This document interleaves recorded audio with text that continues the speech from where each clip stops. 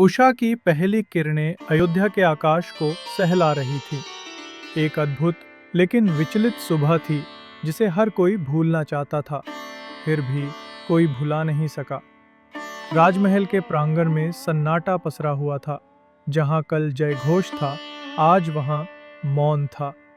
आज वह सुबह थी जब श्री राम अपनी मातृभूमि छोड़कर वन की ओर प्रस्थान करने वाले थे। सीता ने अपनी लाल साड़ी को सिर पर ढक लिया था, जैसे अपने मन के द्वंद्व को भीतर समेट लिया हो। लक्ष्मण गहरे सोच में थे। भ्राता के साथ चलना था, लेकिन मां सुमित्रा की आंखों में वो संकोच देख चुके थे। राम शांति से खड़े थे। उनके मुख पर भाव वही थे जो सूर्य के होते हैं, उदात, स्थिर, प्रखर। महाराज दशरथ क्षीण अवस्था में थे, आंखों से आंसू बहते जा रहे थे।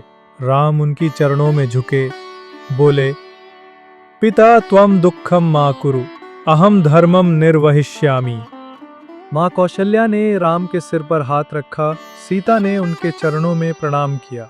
कैकेयी कुछ दूर खड़ी थीं, आंखें झुकी थीं, पर चेहरा पत्थर की तरह ठंडा। तभी लक्ष्मण आगे बढ़े। आर्य, यदि त्वम वनम गच्छसि अहम अपि सह गच्छामि, रक्षाये सेवाये विश्वासाये। राम ने लक्ष्मण की आंखों में देखा, मुस्कुराए।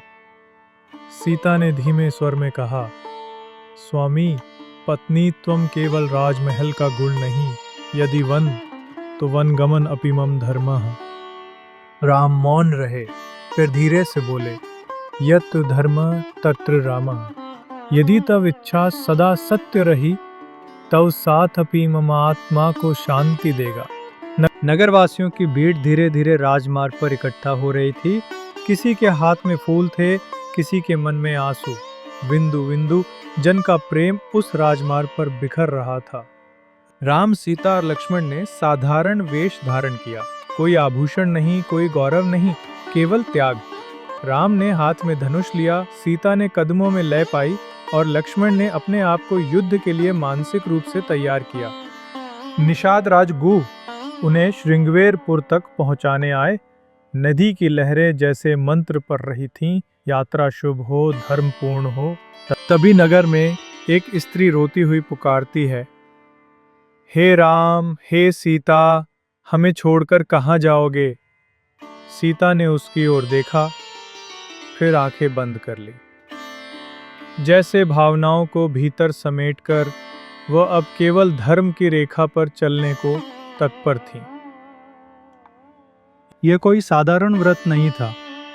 यह वह यात्रा थी जो एक राजा को तपस्वी बनाएगी, एक रानी को शक्ति की मूर्ति और एक भाई को इतिहास का सबसे महान सेवक।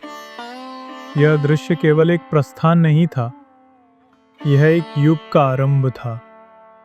सीता अपने पति के पीछे चली, लक्ष्मण दाहिने चले और राम अग्रसर हुए। नगरवासी पीछे देखते रहे, आंखों में एक ही चित्र, एक त्रिमूर्ति जो धर्म, प्रेम और त्याग को साथ लेकर जा रही थी। जो त्यागते हैं वही बनाते हैं, यही सीख है इस प्रस्थान की। दुख की सुबह से जीवन की दिव्यता जन्म लेती है। जहाँ त्याग होता है, वहाँ युगों के आदर्श जन्म लेते हैं। अगर तुम चाहो, अगले भाग में हम श्रृंगवेरपुर के तट, गंगा की यात्रा और वन में पहली रात की अनुभूति को सजीव बना सकते हैं। चलो, अगली सुबह की कल्पना करें।